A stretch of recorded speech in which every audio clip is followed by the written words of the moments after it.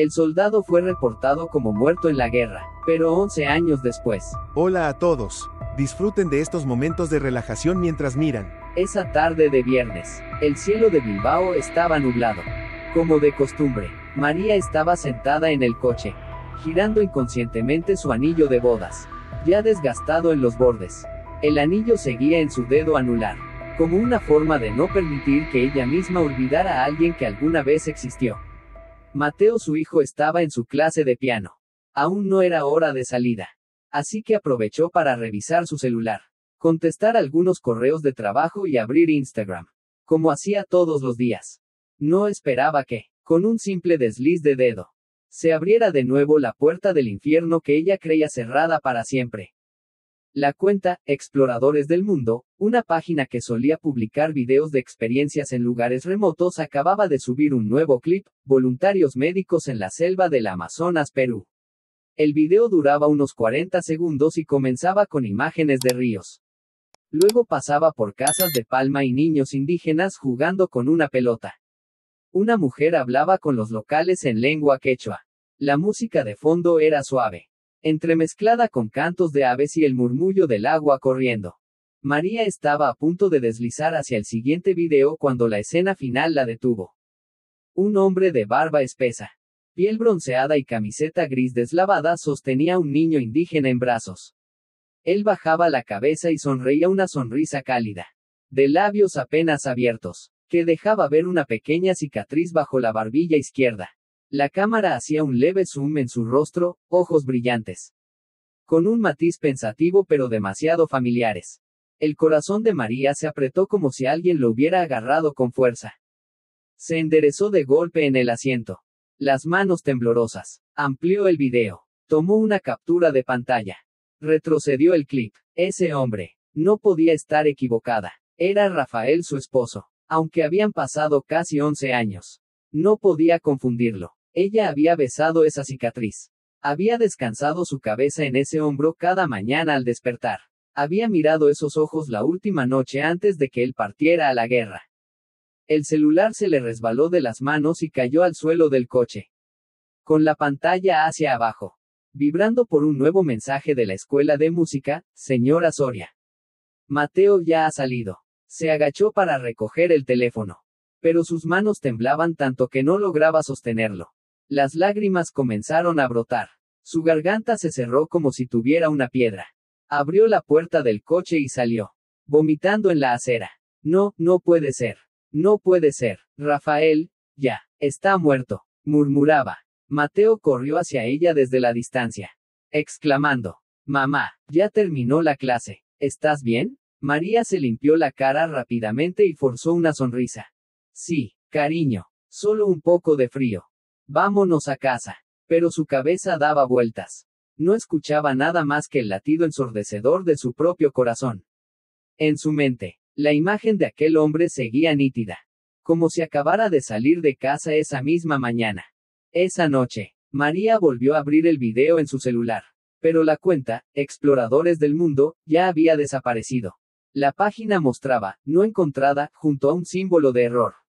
El video ya no existía. No había copia. No lo había descargado. Solo quedaba una única captura borrosa, tomada con las manos temblorosas. María permaneció inmóvil toda la noche. La luz de la pantalla reflejada en su rostro pálido. Amplió la imagen una y otra vez, la cicatriz. Las arrugas en la comisura de los ojos. La ceja derecha con un pequeño espacio sin vello, cada detalle coincidía con el rostro que había enterrado en su memoria por 11 años.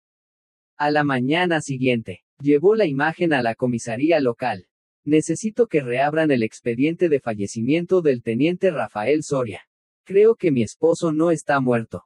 El oficial de turno, el teniente Robles, frunció el ceño. Señora Soria, su esposo fue declarado muerto en 2014 en Mali. Hay un informe. Un certificado. María colocó la imagen sobre el escritorio. Aquí. Esta foto fue tomada hace pocos días en Perú. Mírela bien. Es él. La cicatriz bajo la barbilla izquierda. La ceja derecha incompleta. La mirada. No pueden negar esto. Robles observó la foto en silencio unos segundos y luego suspiró. Usted consultó con un psicólogo después de la noticia de su muerte. Cierto. Entiendo, el dolor puede provocar alucinaciones. Esta imagen no es clara. El hombre podría ser cualquiera. María apretó la mandíbula. Esa cicatriz no me la estoy imaginando. Por favor, Robles habló en voz baja. Con cierta compasión. No podemos reabrir un expediente cerrado sin pruebas legales más concretas. Vaya a casa. Descanse, señora. María salió de la comisaría con la sensación de que le habían cerrado una puerta en la cara. Pero esa puerta ya se había entreabierto, no podía fingir que no había visto nada. Decidió ir al cuartel Bravo 6 donde Rafael había estado destinado. Dentro del portón del antiguo cuartel, el guardia revisó los papeles que ella entregó. Hizo una llamada y regresó. Orden desde el centro, no se permite el ingreso de civiles. María apretó los labios. Soy la esposa de un oficial declarado muerto en esta unidad. Tengo derecho a saber la verdad. Un hombre de mediana edad con uniforme militar. Insignia de capitán. Salió, el capitán Ledesma. La miró con evidente incomodidad. Señora Soria, comprendo su dolor. Pero todo lo relacionado con la operación en Mali ha sido clasificado como confidencial. No hay información nueva. Lo vi a Rafael, en Instagram, la semana pasada. María casi gritó. Ledesma bajó la voz y dijo rápidamente. No debería remover lo que ya fue enterrado. Créame. Asintió con la cabeza y se dio vuelta, dejándola sola, paralizada. Esa noche, sonó el teléfono. Un mensaje de un número desconocido. No debiste ir al cuartel. Algunas personas siguen vivas y tienen prohibido ser mencionadas. No las arrastres contigo. Junto al texto, una fotografía. Rafael posando con un grupo de soldados en 2013. Abajo, una nota escrita a mano. 42M La fe en silencio. María miró fijamente la imagen. El corazón latiendo como un tambor. Minutos después llegó otro mensaje. Esta vez sin foto. No tenemos permiso para contactar con él. Detente. El número no tenía nombre. No estaba guardado en su agenda. María permaneció en silencio en la cocina. Llena de confusión. Una parte de ella quería creer que todo era un error. Pero cada pista parecía arrastrarla más profundo en un laberinto nebuloso. Si Rafael seguía vivo, entonces ¿quién la había hecho creer durante 11 años que estaba muerto? Se levantó, abrió el cajón bajo el fregadero y sacó una vieja caja de hojalata con documentos. Dentro estaban el informe de defunción, fotos de la unidad, una copia escaneada del certificado. Los colocó todos sobre la mesa. Leyendo cada línea, fallecido en la operación de defensa del convoy logístico en Gao, Mali. No se recuperó el cuerpo. Declarado muerto tras emboscada. Informe NUM, BR6MA2014028. Leyó detenidamente cada firma al final. La última que figuraba, Coronel Diego Ramírez. María anotó el nombre. Al voltear la hoja, notó un sello rojo borroso. Impresión desvanecida, nunca le entregaron el original. Solo una copia. Rafael nunca regresó. No hubo cenizas. No hubo más que una lápida fría en el cementerio de la ciudad. Al pensarlo, las lágrimas volvieron. Nunca se permitió amar a nadie más. Nunca pudo llevar a Mateo al cementerio de su padre sin quebrarse por dentro. Y ahora, justo cuando había aprendido a convivir con la pérdida, una imagen de 3 segundos lo derrumbó todo. Y fueron esos 3 segundos los que torcieron su destino para siempre. María prácticamente no durmió en 3 noches consecutivas. Vivía a base de café negro y pastillas para el dolor de estómago. Sus ojos estaban hundidos, rodeados de ojeras, en el apartamento del 6º piso. Todo parecía tranquilo como si nada hubiese pasado, pero dentro de la mente de María, la tormenta nunca se detenía. Abrió su correo electrónico, adjuntó la foto y la envió al Ministerio de Defensa. Una semana después, recibió una respuesta escueta. Los materiales enviados no constituyen base suficiente para verificar. No hay nuevos indicios sobre el caso del teniente Rafael Soria. El expediente permanece con estatus de fallecido en combate. María golpeó con fuerza la mesa, haciendo que el café se derramara por todos los papeles. Mateo salió corriendo de su habitación. ¿Qué pasó, mamá? No es nada. Cariño, vuelve a dormir. Mamá solo está trabajando tarde, respondió con una sonrisa forzada. Su hijo ya estaba acostumbrado a verla desvelada, pero esta vez era distinto. Esta vez, ella sentía que algo verdaderamente grave estaba oculto detrás de la muerte de Rafael. Al día siguiente, María regresó al cuartel Bravo 6.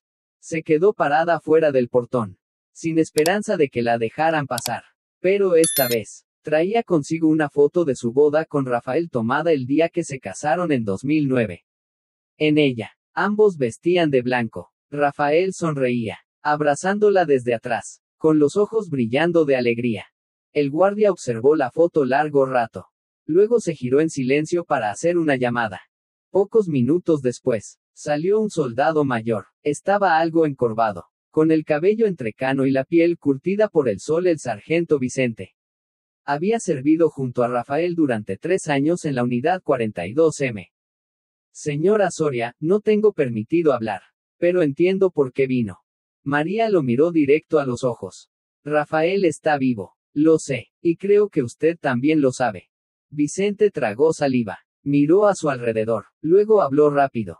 Solo diré esto, muchos en esa unidad no murieron, pero tampoco existen. Los que saben, no pueden comunicarse. Cada uno fue obligado a desaparecer bajo algún pretexto. Le ruego, por favor, deténgase. ¿Quién los obligó a desaparecer? ¿Quién está detrás? Replicó María, tensa. Vicente negó con la cabeza. Su voz se tornó áspera. No lo sé, o al menos no quiero saberlo. Debería pensar en su hijo. Aquellos que cavan demasiado. No todos viven para contarlo. Creo que ya recibió una advertencia. No. Se retiró rápidamente, dejando a María paralizada. Cada frase suya era como una cuchilla. No tienen permiso de existir. Desaparición deliberada. Cavar demasiado. Esa noche, María sacó todos los documentos antiguos de Rafael. Fotografió cada papel. Amplió sellos y firmas. Comparó la firma del coronel Diego Ramírez en el informe de defunción del 2014 con una firma suya en un artículo reciente. Diferencias mínimas, pero claramente indicios de falsificación. Anotó en su libreta. Unidad 42M fue investigada internamente a finales de 2013 por pérdida de suministros.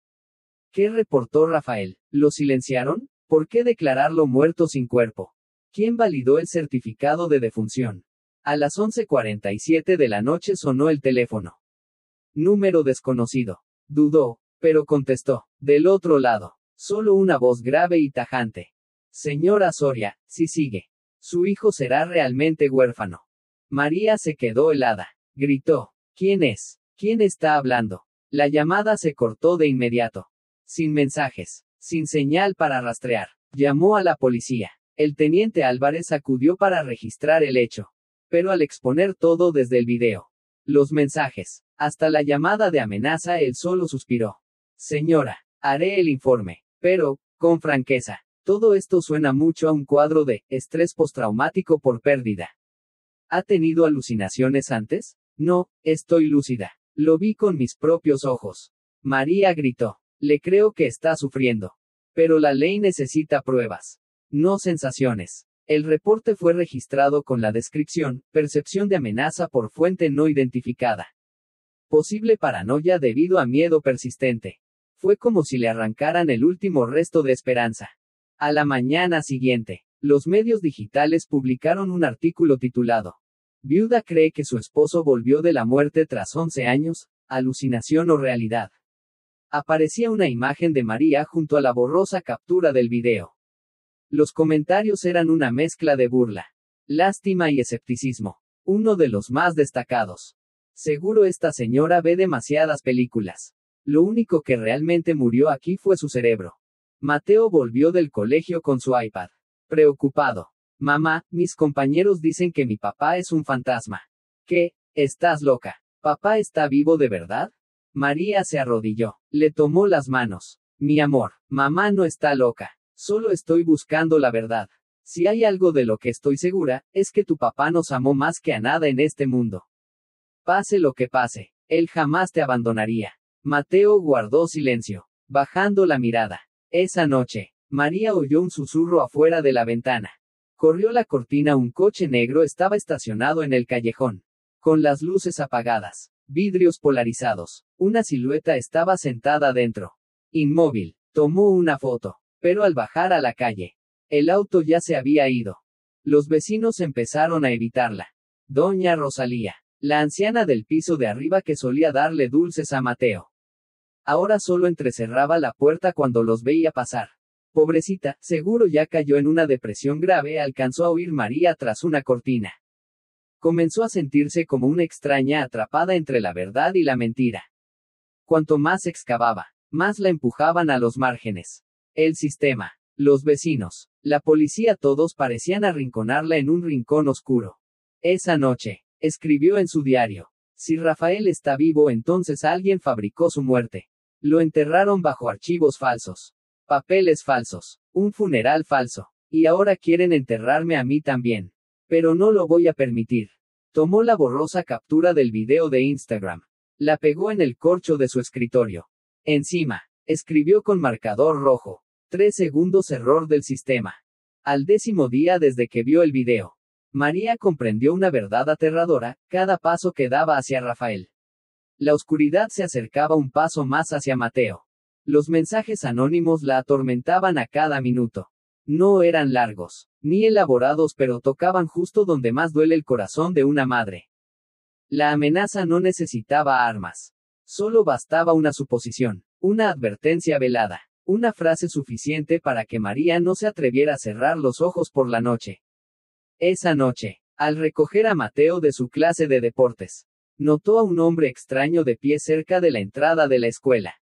No hacía nada, solo se apoyaba en un poste, con gorra y mascarilla médica, pero sus ojos seguían con atención cada movimiento de los alumnos, especialmente los de Mateo. María tomó la mano de su hijo y se alejó rápido, intentando parecer tranquila. Mamá, ¿quién era ese señor? Nadie. Cariño, vamos. Miró hacia atrás, el hombre seguía ahí, pero su mirada clavada en ellos parecía marcar a su presa.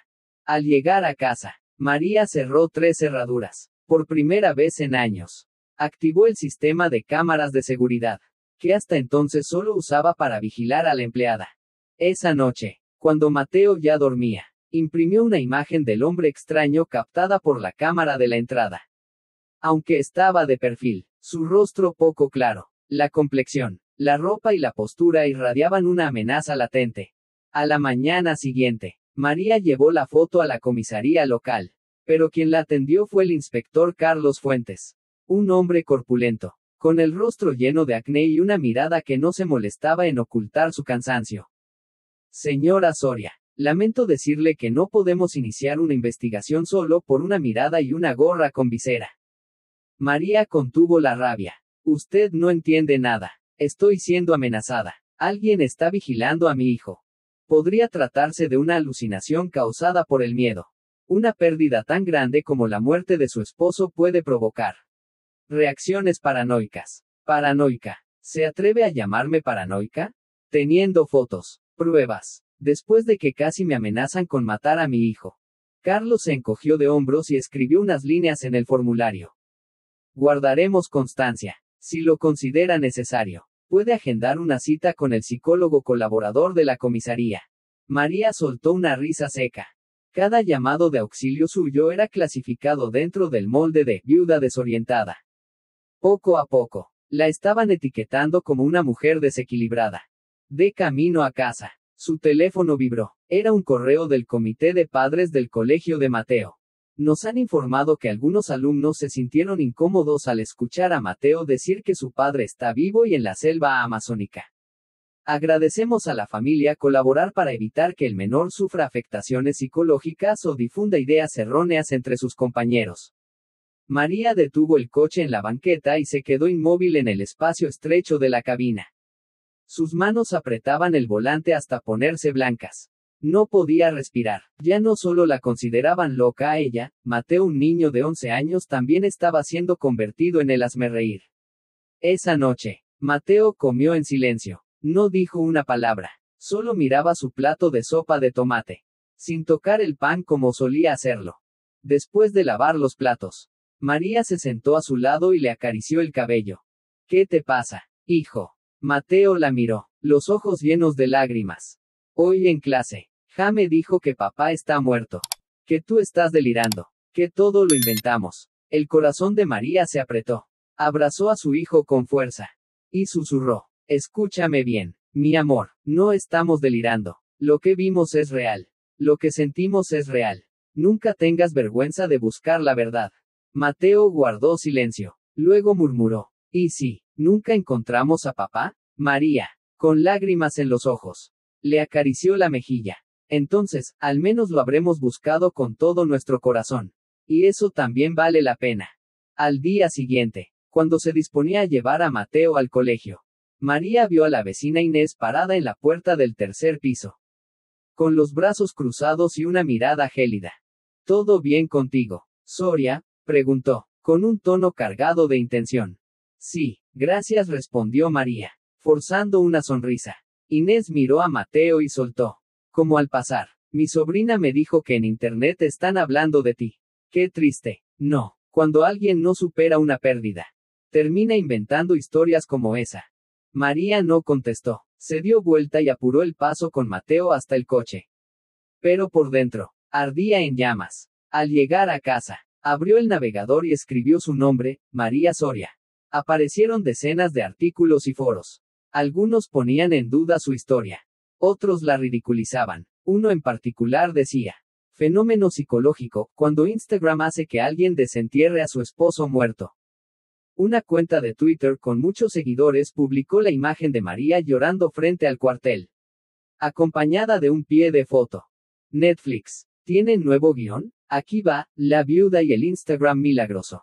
María apagó la computadora. Temblaba de rabia, de vergüenza, de dolor. Ya había perdido a Rafael una vez y ahora su honor, su cordura, la confianza de quienes la rodeaban, todo estaba siendo enterrado junto con él. Esa noche, Mateo entró a su cuarto con un cuaderno de dibujo.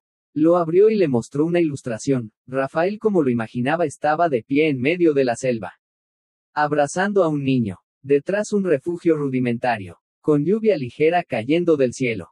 Cuando Mateo se durmió, María salió al balcón y se quedó en la brisa fría. Observó la calle, donde la luz amarilla del alumbrado público caía sobre la acera húmeda.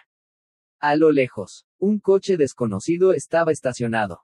No se movía. Los cristales oscuros, impenetrables. Entró en casa, tomó su celular y volvió a tomar una foto. Esta vez no pensaba dársela a la policía. Esta vez la usaría para probar una cosa: alguien no quería que conociera la verdad. Amenazada, ridiculizada, aislada. Poco a poco, la estaban convirtiendo en una testigo sin valor. Pero María lo tenía claro: si no puedo confiar en mi memoria, confiaré en mi intuición. Y su intuición le decía que Rafael nunca murió. Aquella mañana, cuando Mateo se fue al colegio, María cerró con llave su apartamento. Se puso su viejo abrigo de cuero. Metió la foto borrosa en el bolsillo y tomó el primer tren rumbo a Madrid. En su mente, solo había un nombre: Clara Villalobos. Había oído hablar de Clara por una serie de reportajes que sacudieron al país en 2020, Desaparecidos en Kosovo, sobre soldados españoles forzados a suicidarse para encubrir errores en misiones de ayuda. Clara fue quien destapó los archivos militares secretos y logró que 3 altos mandos fueran procesados. Una periodista no solo brillante, sino valiente. María encontró la dirección del medio donde Clara trabajaba, un edificio viejo en el barrio de Lavapiés. En el tercer piso, la oficina del periódico independiente, La Verdad Despierta, era pequeña, desordenada, con olor a café y papel viejo. Clara no tenía asistente. Ella misma abrió la puerta. Con el cabello rizado recogido en lo alto, maquillaje marcado, suéter gris y jeans rotos en las rodillas. Cuando María dijo su nombre, Clara apretó los labios y la hizo pasar sin dudarlo. La conozco. Vi lo de la viuda de Instagram en las noticias. Pero no me tragué esa farsa. María colocó la foto sobre la mesa. No es una farsa. Necesito que me ayude a probar que este es Rafael, mi esposo. Creo que nunca murió. Ya no tengo a nadie más en quien confiar. Clara tomó la foto. Asintió. Esa cicatriz es muy particular. ¿La sacó de un video? De un Reels en Instagram. La cuenta ya desapareció. Pero recuerdo el nombre: Exploradores del Mundo. Subieron el video el 19 de junio. Clara encendió su laptop y comenzó a usar un sistema de búsqueda inversa. Descargó una herramienta para extraer datos EXIF de la imagen. Rastreó GPS y el modelo de cámara. La imagen está comprimida porque es una captura de pantalla. Pero encontré un código de cámara Nikon D750. Lente 35 milímetros. Suele ser de gama semiprofesional. Aquí está. Coordenadas GPS. 8325. 74451. Esta zona pertenece a Ucayali. Selva tropical de Perú. María susurró. Perú, el Amazonas. Clara abrió el mapa satelital y señaló un punto diminuto entre el verde profundo. Aquí hubo una posta médica autónoma. Gestionada por una ONG llamada Alivio Global. No está bajo control gubernamental. El jefe del centro se llama Hugo Moreno. Comenzaron a operar a finales de 2014. María levantó la vista de golpe. Rafael desapareció en 2014. Clara asintió, recostándose en la silla. Esto ya huele mal. Déjame buscar ese nombre. Hugo Moreno. Abrió una base de datos periodística y tecleó rápido. A los pocos segundos, apareció una nota de un diario local peruano del año 2018, sobre una campaña de vacunación en zonas remotas. En la imagen, un hombre en el centro, con cabello largo y barba espesa, cargando a una niña indígena. Es él, Rafael. María apenas podía respirar. Clara amplió la imagen, la cicatriz bajo la barbilla. La mirada ladeada. El hombro izquierdo caído inconfundible. Entonces, nombre falso. Identidad falsa. Trabajando en un sitio sin regulación. En plena selva amazónica. Perfecto para esconder a alguien que el sistema quiere borrar. ¿Quién hizo esto? ¿Y por qué? Clara sacó un cigarro. Lo encendió y dio una calada. Yo investigué la unidad 42M en 2013. Desaparecieron 3 cargamentos logísticos valorados en más de 200.000 euros en Mali. El informe interno sospechaba que alguien dentro de la unidad los vendió a milicias locales. Pero, el caso fue archivado sin explicaciones. Los documentos desaparecieron. Y quienes sabían demasiado murieron. Desertaron, o desaparecieron. ¿Cree usted que Rafael descubrió algo? Muy probable. Si planeaba denunciar o ya lo había hecho. La forma más sencilla era borrarlo de la realidad. Una muerte sin cuerpo es lo ideal. María susurró. ¿Pero por qué no lo mataron de una vez? Clara la miró de reojo. Porque tal vez alguien todavía tenía algo de humanidad. O, necesitaban que siguiera con vida para silenciar a otros. Una especie de rehén viviente. Cambio de nombre. Aislamiento. Pérdida de memoria o provocada. La habitación quedó en silencio unos segundos. Solo se escuchaban los golpecitos del bolígrafo de María sobre la mesa de madera. Clara se levantó de golpe. Tenemos que verificar más. ¿Tiene algo más aparte de la imagen borrosa? María negó con la cabeza. Clara abrió un cajón y sacó una carpeta. Aquí hay una lista de doctores y personal médico voluntario que trabajaron en Ucayali entre 2014 y 2023. Hay un caso curioso, un hombre sin registros oficiales. Llamado Hugo Moreno, pero sin licencia médica. Sin familiares. Sin historial, solo figura en informes orales. Ese tiene que ser Rafael. Clara arqueó una ceja. No necesariamente. Pero es muy probable. Necesito más tiempo para escarbar entre documentos. Con su permiso. Seguiré investigando. Voy a ir a Perú. Tengo que comprobarlo yo misma. Clara la miró largo rato. Y luego asintió. Ir sola es un suicidio. Pero si está decidida, le conseguiré contactos. Conozco a alguien allá, el padre Esteban Aguilar. Un sacerdote que vivió cerca del antiguo puesto médico. María le apretó la mano. Gracias. Gracias por creer en mí. Clara sonrió de medio lado. Yo no creo en la gente. Creo en la lógica. Y aquí, la lógica dice que Rafael no murió, pero tampoco está realmente vivo. 2 días después, María envió a Mateo con su abuela en Galicia. Le mintió, diciéndole que asistiría a un congreso educativo. El niño no lloró, solo abrazó a su madre. Por mucho rato. Esa noche, María escribió una carta a mano y se la dejó a Clara. Si desaparezco, la única persona que puede hablar por mí eres tú. Clara, por favor no dejes que entierren a Rafael otra vez. Clara leyó la carta y golpeó la mesa con fuerza. No me dejes sola en esto. Por favor. Cuando María pisó el aeropuerto Jorge Chávez en Lima, el aire era sofocante y olía a gasolina. Llevaba una mochila pequeña con algo de ropa. Un cuaderno lleno de apuntes. Y la imagen borrosa tomada de Instagram, una prueba frágil para un viaje sin mapa. Había contratado con anticipación un intérprete local. Por recomendación de Clara. El hombre se llamaba Tomás Rivas. Pasaba los 30. Había trabajado como guía para ONGs. Delgado. Con barba cerrada y mirada vivaz. Bienvenida a Lima, señora Soria. Estoy aquí para que no se pierda. Ni corra peligro. Confío en eso. Señor Rivas. No se quedaron en la capital. A la mañana siguiente, tomaron un vuelo local a Pucallpa, la ciudad más grande de la región de Ucayali. Desde allí, empezaría la verdadera travesía por tierra y río. Mientras conducía la camioneta alquilada, Tomás preguntó, ¿está segura de que el hombre en la foto es su esposo? Más segura que de cualquier otra cosa en mi vida. Mucha gente entra al Amazonas y nunca regresa. No lo digo en broma. Yo tampoco estoy bromeando con la vida de mi esposo. Llegaron a un pequeño poblado llamado Nueva Luz, el último punto accesible por vehículo. Desde allí, debían continuar en lancha por el río Ucayali.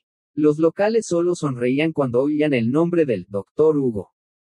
Decían, un hombre bueno, siempre amable con los niños.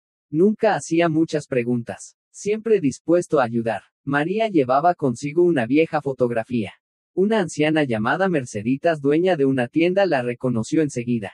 Claro, ese es Hugo. Siempre andaba con una niña. No era su hija, pero la cuidaba como si lo fuera. Una niñita con trenzas. María tomó la mano de la anciana. Los ojos llenos de lágrimas. ¿Sabe si aún está aquí? Merceditas negó con la cabeza. Se fue hace 2 años. Cerraron el puesto médico. Llegaron unos hombres con uniforme. Y todo desapareció. ¿Sabe a dónde lo llevaron? Nadie lo sabe. Solo vino un sacerdote después, Esteban. Creo que se llamaba. El nombre Esteban hizo que María recordara las palabras de Clara. El padre Esteban, el sacerdote que vivía cerca del antiguo puesto médico. María y Tomás caminaron más de 40 minutos hasta llegar a la iglesia Nuestra Esperanza. Una sencilla construcción de madera, rodeada de platanales silvestres. Al llegar, el cura estaba enseñando a leer a unos niños bajo el alero del templo. Esteban. ¿Quién lo busca? María se acercó, mostrándole la foto. Soy la esposa del hombre en esta imagen. Se llama Rafael Soria. Necesito saber la verdad. El sacerdote, de unos 50 años, bajo, de cabello entrecano, miró la foto largo rato antes de suspirar. Pasen. Aquí hay oídos que vuelan. Entraron a una pequeña sala con estanterías y un crucifijo de madera. Padre Esteban sirvió agua y comenzó. Lo llamaban Hugo. Nunca le pregunté su verdadero nombre, porque pensé que ni él mismo lo recordaba. Llegó a fines de 2014, traído por 3 hombres con uniforme verde sin insignias. Dijeron que era un paciente antiguo de una organización médica. No tenía papeles, ni familia. María asintió, sin quitar los ojos del vaso. ¿Cómo vivía? En silencio. Hablaba poco, pero era muy bueno, sobre todo con los niños. Una vez, una niña fue mordida por una serpiente, y él pasó toda la noche a su lado. Aunque le temblaban las manos. Todos lo querían. Y luego, vinieron a buscarlo. No eran de aquí, iban de civil, hablaban con acento del norte. Escuché que uno lo llamó Soria, fue la única vez que lo vi temblar hasta el punto de tirar el vaso. ¿A dónde se lo llevaron? Dijeron que lo trasladarían a La Esperanza, un centro geriátrico en la montaña. Allí, nadie conserva su nombre real. ¿Tiene la dirección? Padre Esteban sacó una hoja vieja y dibujó un mapa a mano. Es un camino difícil, no entra ningún vehículo, pero si de verdad necesita llegar, esta es la única ruta. María apretó el papel con fuerza. Gracias, padre. Gracias por no hacer demasiadas preguntas. Padre Esteban le puso una mano en el hombro. Con una mirada severa. Quiere salvar a su esposo. Lo entiendo. Pero sálvese usted primero. Algunos secretos existen porque alguien los protege. A toda costa. Al día siguiente, María y Tomás alquilaron una moto todoterreno y emprendieron el camino hacia la zona montañosa al noreste de Ucayali. El sendero era angosto, con tierra roja, lleno de baches y barro resbaladizo. Llegaron a una zona alta cubierta de neblina, donde solo había unas pocas chozas dispersas. Un hombre indígena llamado Jacinto aceptó guiarlos a cambio de analgésicos para su madre anciana. Esa noche acamparon en el borde del bosque. Tomás encendió la fogata en silencio, mientras María escribía en su diario. Si estás vivo, Rafael, quiero que sepas, te estoy buscando con toda la razón que me queda. A la mañana siguiente, llegaron a un portón oxidado que marcaba la entrada del centro geriátrico La Esperanza. No había letreros, ni guardias, solo una reja cerrada con timbre eléctrico y una cámara giratoria. Tomás murmuró, esto parece más un lugar para ocultar secretos que para curar enfermos. María presionó el timbre. Una voz femenina respondió por el altavoz. ¿Quién es? Vengo a pedir trabajo. Tengo experiencia limpiando y cuidando ancianos. No necesito salario. Solo quiero ayudar. ¿Tiene identificación? María entregó la identificación falsa que Clara le había preparado. El nombre que figuraba era Isabel Martínez, empleada de limpieza proveniente de Zaragoza.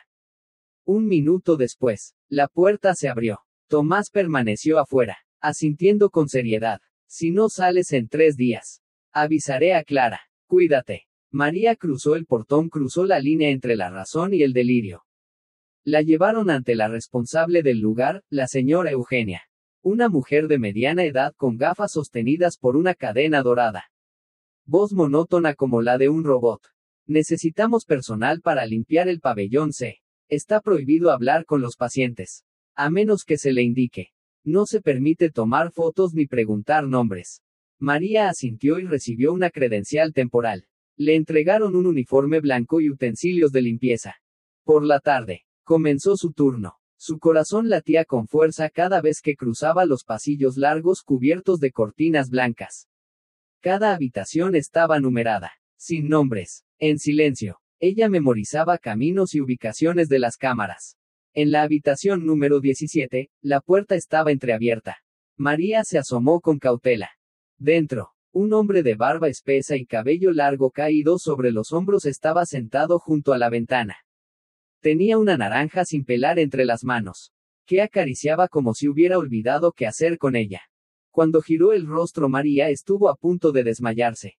El hombre no reaccionó. Ella retrocedió un paso. Luego se acercó, con voz temblorosa. Soy yo, tu esposa, el amor de tu vida. Sus hombros se estremecieron. Giró el rostro hacia ella. Su mirada, antes vacía, parpadeó varias veces. Su pecho subía y bajaba. La naranja cayó de sus manos. Rodó por el suelo y chocó con el pie de María. Rafael, sollozó Mateo, nuestro hijo, te extraña. Una lágrima descendió lentamente por la mejilla del hombre. Su mano temblorosa se levantó, como si intentara alcanzarla. Pero de pronto, todo su cuerpo se sacudió violentamente. Su boca se abrió como para gritar y en ese momento, estalló. No, no me mires. María retrocedió aterrada. Una alarma sonó por el pasillo. 2 enfermeros entraron corriendo, seguidos por Eugenia, con el rostro impasible. Atrás, atrás, gritó uno de los enfermeros. Sujetaron a Rafael, tratando de controlarlo mientras se retorcía y gritaba como si estuviera siendo torturado. Uno de los enfermeros sacó una jeringa y la clavó en su brazo. Pocos segundos después, el cuerpo de Rafael se desplomó. Sus ojos se nublaron, y cayó en un estado de inmovilidad total. María se quedó paralizada, con lágrimas cayendo sin control. Eugenia la miró, ya no con frialdad, sino con desconfianza. ¿Qué le dijo? ¿Quién le autorizó entrar aquí? María agachó la cabeza rápidamente. Yo, lo siento. Estaba limpiando y, él me llamó primero. Eugenia frunció el ceño. Ese paciente es extremadamente sensible a estímulos emocionales. Está estrictamente prohibido hablarle. María asintió con rapidez, aferrando su uniforme con fuerza. Lo siento. No volverá a ocurrir. Eugenia hizo un gesto con la cabeza. Fuera. Ahora mismo. María salió del cuarto, caminando rápido por el pasillo, con el corazón retumbando en el pecho. En su mente, la imagen de Rafael temblando, gritando, la lágrima en su rostro, todo se grabó a fuego en su alma. Esa noche, María se sentó en la litera del dormitorio del personal. Encendió su celular, reprodujo el audio de Rafael susurrando, no me mires, antes de ser sedado. Usó una aplicación para analizar la voz, comparándola con grabaciones antiguas de él antes de desaparecer. Resultado: 93% de coincidencia. Escribió en su libreta. No hay duda. Él recuerda. Él sufre. Él tiene miedo. A la mañana siguiente, María continuó su trabajo como si nada. Pero cada vez que tenía oportunidad, grababa en secreto los pasillos, habitaciones, y especialmente las conversaciones entre enfermeros y pacientes. Durante el almuerzo, escuchó charlas entre trabajadores antiguos. ¿Sabías que el número 17 lleva más de 10 años aquí? Nunca recibió una visita. Dicen que vino de Europa, perdió la memoria después de un trauma. Para mí, no está loco. Solo, lo enterraron en vida. Esas frases fragmentadas reforzaban su convicción. Rafael no había perdido del todo la memoria, solo había sido sepultado en una realidad sin nombre. Esa noche, María volvió en secreto a la habitación 17, esta vez con un reloj viejo de Rafael, un Casio con correa de tela verde gastada. Siempre lo había guardado en una caja de madera en el armario. Ahora era el momento de usarlo. Abrió la puerta. Rafael estaba sentado contra la pared. Ojos apagados pero despiertos. Mira, tu reloj. El que usabas en Mali. Se sentó al borde de la cama y colocó el reloj en su mano. Rafael lo miró fijamente. Su mano tembló. Sus dedos acariciaron suavemente el cristal. Un suspiro se escapó de sus labios, no de miedo, sino de reconocimiento. María susurró. Te juro que voy a sacarte de aquí. En ese momento, un clic sonó tras ella. La puerta se abrió. Eugenia apareció con un enfermero corpulento llamado Pablo. Eugenia dijo, con tono gélido. La hemos estado vigilando. Ha violado varias veces el reglamento. Pablo la sujetó con fuerza. María rápidamente escondió el reloj en su bolsillo y gritó. No pueden esconderlo. Es mi esposo, Rafael Soria. Él no está loco. Eugenia sacó una hoja del expediente, el ingreso del paciente número 17, Hugo Moreno. Nacido en 1975, nacionalidad, desconocida. Ingresado en 2014, diagnóstico, amnesia severa. Posible trastorno disociativo psicótico. Él no tiene identidad. Y usted, ya no trabaja aquí. Pablo la empujó fuera de la habitación. Ella forcejeaba, gritando entre lágrimas. No pueden matarlo otra vez. Ya basta. Esa misma noche, María fue expulsada del centro La Esperanza. Le confiscaron el teléfono, los documentos, todo. Buscó el camino de regreso al campamento donde Tomás la esperaba a varias horas a pie. Cuando la vio llegar, deshecha, con la ropa rota y la cara desencajada, Tomás corrió a darle agua. ¿Qué pasó? Pareces un fantasma. Él está ahí. Es Rafael. Está vivo. Y empezó a recordar. María le contó todo, la mirada, el grito, el reloj. Tomás negó con la cabeza. Si lo sacamos por la fuerza, no llegaremos ni al segundo paso. Pero si logramos que el mundo sepa que él existe, Clara sabrá qué hacer. María tomó prestado el celular de Tomás. Abrió su correo. Adjuntó el video oculto, la grabación de la voz, la foto del expediente. Lo envió. Asunto del correo. Él sigue vivo. Por favor, ayúdennos antes de que lo maten de verdad. El mensaje de Clara llegó solo 10 horas después. Recibido. Ya estoy trabajando en ello. No te muevas. Adjunto. Venía un archivo, análisis de reconocimiento facial realizado por un perito criminalista independiente. El sistema de inteligencia artificial confirmó que el hombre del video grabado por María era Rafael Soria. Con un 97.2% de coincidencia. El informe estaba firmado por el especialista en biometría facial Dr. Álvaro Díez. Clara no perdió tiempo. Reunió toda la evidencia, el acta de defunción de 2014, el reporte de desaparición, el expediente humanitario de Hugo Moreno, y el material captado por María en La Esperanza. Todo fue enviado a la Organización Internacional de Derechos Humanos Humanidad Transparente, y simultáneamente se divulgó un boletín de prensa preliminar a los principales medios de comunicación. A la mañana siguiente, la Embajada de España en Lima envió una solicitud oficial al gobierno peruano exigiendo acceso inmediato al ciudadano español Rafael Soria, presuntamente retenido ilegalmente bajo una identidad falsa. El gobierno de Perú guardó silencio.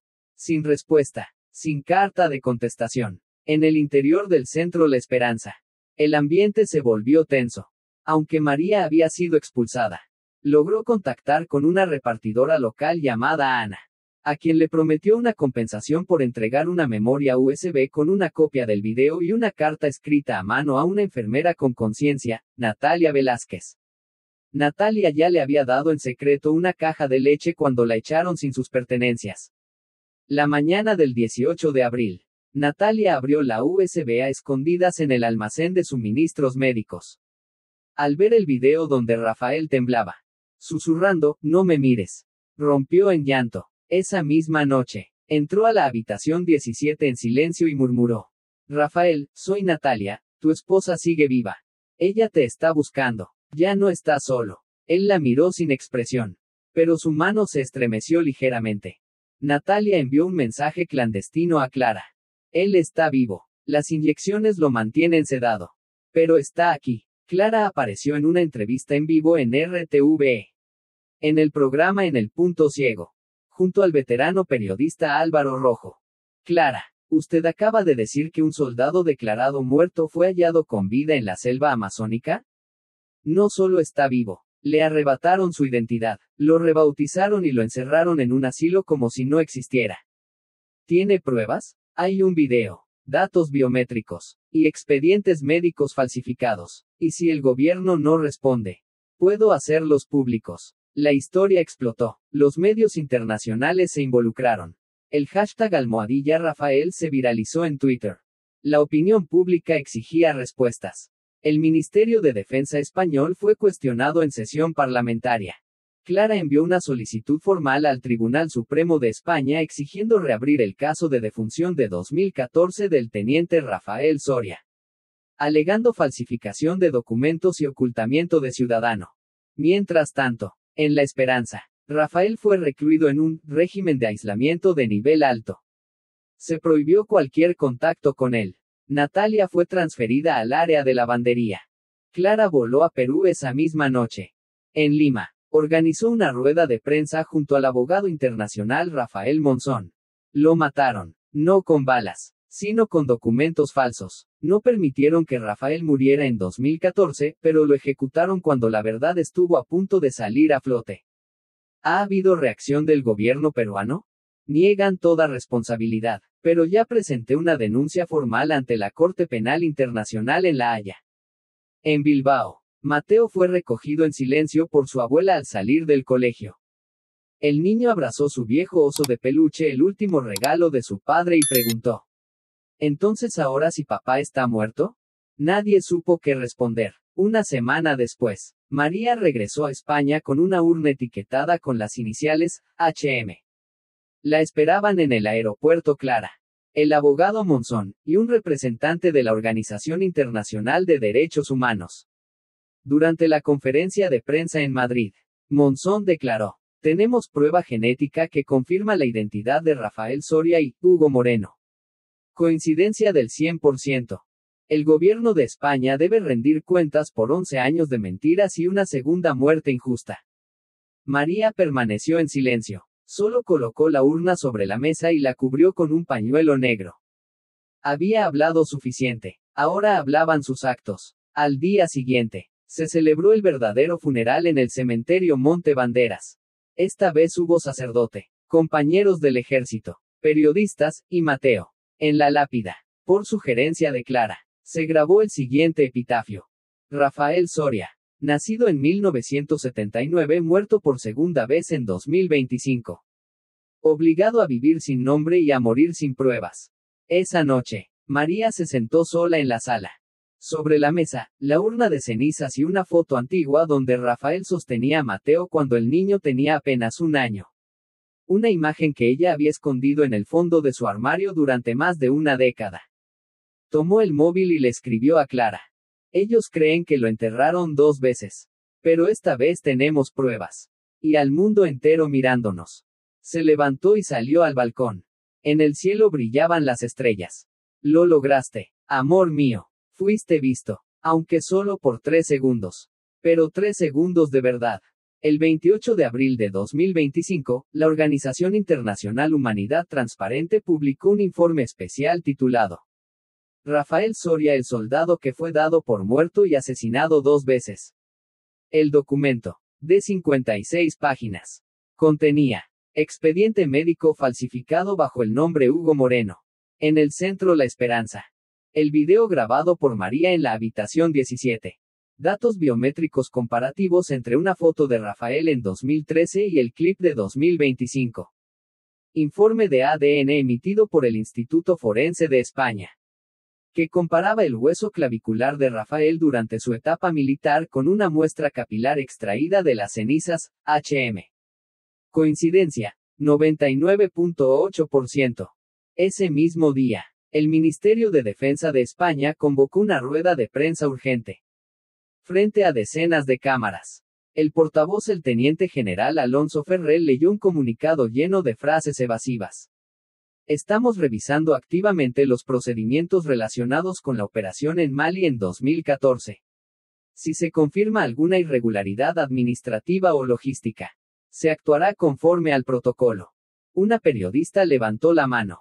General, ¿hubo o no complicidad del ministerio para encubrir la identidad de un oficial y silenciar casos de corrupción logística? Nosotros no contamos aún con los elementos suficientes para afirmar tal cosa. La investigación está en curso. Clara, desde la primera fila, se puso de pie y alzó una impresión del rostro de Rafael extraída del video. ¿Y entonces quién firmó el certificado de defunción de Rafael Soria sin cuerpo? Sin testigos, y sin causa oficial? Nadie respondió. La sala quedó en absoluto silencio. 2 semanas después, se celebró la audiencia preliminar. El juicio contra el coronel Diego Ramírez inició oficialmente en la Audiencia Nacional de Madrid. Bajo la mirada de medios internacionales, organizaciones humanitarias y la familia de Rafael, el caso fue catalogado como un punto de inflexión en la transparencia de los archivos militares. La Fiscalía presentó pruebas de que Diego Ramírez había recibido órdenes de un grupo de altos mandos para falsificar el certificado de defunción, eliminando así a Rafael, quien acababa de presentar una denuncia interna por corrupción en la logística militar durante la misión en Mali. Se mostró en la corte una declaración escrita a mano por Rafael, fechada el 2 de mayo de 2014. Si desaparezco, búsquenme en el silencio que ellos construyeron. El tribunal declaró al coronel Diego Ramírez culpable de 3 cargos: falsificación de documento público, ocultación de identidad, abuso de poder para encubrir delitos dentro del ejército. Fue condenado a 19 años de prisión, despojado de todas sus condecoraciones, y obligado a indemnizar con 1.2 millones de euros a la familia de Rafael. Durante la sentencia, María no derramó una lágrima. Solo sostuvo una foto de Rafael y no un hombre anónimo. Mateo, a su lado, le apretaba fuerte la mano. Al salir del tribunal, el niño miró a los periodistas y dijo en voz clara: él le robó el nombre a mi papá. Pero hoy, lo recuperamos. El nombre Rafael Soria fue restaurado no solo en los registros sino en la historia. Como símbolo de una justicia arrancada a la fuerza, y devuelta por la verdad. El 6 de mayo. María apareció en el programa de televisión nacional, Compartir la Verdad, conducido por la reconocida periodista Lucía Beltrán. En la transmisión en vivo, María vestía un sencillo vestido negro y tomaba de la mano a Mateo, ahora de 13 años, con un rostro firme que recordaba al Rafael joven. Lucía comenzó: señora Soria, primero que nada, nuestras condolencias, no solo por la pérdida, sino por la crueldad de un sistema que obligó a su familia a soportar la muerte. 2 veces. María asintió, con la voz clara, pronunciando cada palabra. Pudieron enterrarlo en silencio la primera vez, pero la segunda, no les permití enterrarlo en la oscuridad. Lucía mostró una imagen de Rafael en el centro geriátrico. Cuando ve esta foto, ¿qué piensa? Veo al hombre que amo, que sobrevivió a la guerra, a la traición, al olvido, y que fue asesinado por el silencio legal. Y usted rompió ese silencio. María hizo una pausa. Solo hice lo que cualquiera haría al ver al amor de su vida enterrado vivo en la negación. El público aplaudió. Lucía invitó a Mateo a hablar. El niño tomó el micrófono. Miró alrededor y dijo con voz firme: mi papá, realmente murió el día que mi mamá lo vio en Instagram. El estudio quedó en silencio. Luego, estallaron los aplausos. Algunos sollozos se oyeron entre el público. El 12 de mayo. El Congreso de los Diputados de España aprobó casi por unanimidad una nueva legislación. Ley de Protección de la Identidad Real de Personas Desaparecidas por decisión oficial. La ley establece: todos los ciudadanos españoles que participen en misiones militares especiales deberán registrar datos biométricos periódicamente. Toda muerte en combate sin recuperación del cuerpo deberá contar con un informe independiente público. Todo ciudadano cuya identidad haya sido modificada por decisión interna del ejército o agencias secretas deberá ser identificado, rehabilitado y compensado si hubo violaciones a los derechos humanos. Durante la inauguración de una nueva sala del Museo Militar de España en Toledo, se presentó una vitrina especial. En su interior, el viejo reloj Casio que María entregó en el centro La Esperanza. Un fragmento de carta manuscrita de Rafael a un compañero, hallada en un expediente de 2013. Si un día desaparezco, no será porque lo elegí. Y si regreso, crean que no fue porque me lo permitieron. La vitrina fue titulada El silencio roto. Clara salió del Congreso con una copia de la nueva ley recién firmada. Sonrió con ironía. Rafael murió 2 veces, pero esta vez, no pudieron enterrar su voz. Se giró hacia María, quien permanecía en silencio bajo la sombra de un roble en la plaza. Ahora, él tiene un nombre verdadero, una lápida verdadera, y una verdad, que nadie puede revertir. María no respondió. Abrió su cartera. Sacó una vieja foto, Rafael sosteniendo a Mateo cuando era un bebé. Con la mirada iluminada y una sonrisa ladeada. Susurró. No le dejaron vivir con su nombre.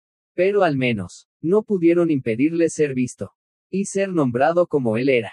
En junio de 2025, 6 semanas después del funeral de Rafael, María finalizó el manuscrito del libro que había escrito durante noches de lágrimas. Sueños y el despertar de toda una sociedad. El título permaneció tal como lo había llamado desde que abrió el documento por primera vez. El sobreviviente enterrado 2 veces. El libro, de casi 400 páginas, se divide en 3 partes. 1. Desaparición. Sobre Rafael, la misión en Mali, y la muerte sin cuerpo. 2. 3 segundos en Instagram, el viaje en busca de la verdad. 3. La verdad que no se puede quemar, documentos, pruebas, testimonios y consecuencias tras la revelación. Clara se encargó de la edición final. Mateo diseñó la portada, una imagen abstracta nacida de la imaginación de un niño que solo conoció a su padre a través de fotos viejas y una pantalla de celular. El día del lanzamiento, una larga fila de lectores se formó frente a la librería La Central en Madrid. Nadie pedía selfies. Nadie pedía autógrafos apresurados. Vinieron a sentarse en silencio. Y escuchar a María leer el primer párrafo con voz grave pero decidida. Uno puede sobrevivir a la guerra, a las mentiras, incluso a la primera muerte. Pero nadie debería vivir sin nombre. Nadie debería morir sin ser reconocido. Ese fragmento fue citado miles de veces por medios de comunicación. No hablaba solo de Rafael sino de todos aquellos obligados a desaparecer por razones políticas, militares o simplemente por saber demasiado. En julio, Mateo fue invitado a hablar en el Foro Internacional de Derechos Humanos de la Infancia en Estrasburgo. El niño subió al estrado. Ajustó el micrófono y comenzó en español, con un traductor al lado. No vine aquí a llorar por mi papá. Vine a hablar de lo que debería avergonzar a los adultos, esconder a una persona como si fuera un error tipográfico. Hizo una pausa, mirando directo a la cámara. Mi papá no murió en Mali. Lo enterraron en Perú, con silencio, con documentos falsos y con cobardía.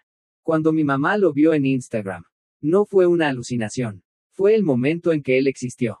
Y cuando mi mamá dijo, él está vivo, el mundo la llamó loca. Pero al final, tuvieron que reescribir los archivos. Así que, si algún día ven la verdad en su teléfono, no la pasen de largo. Agárrenla.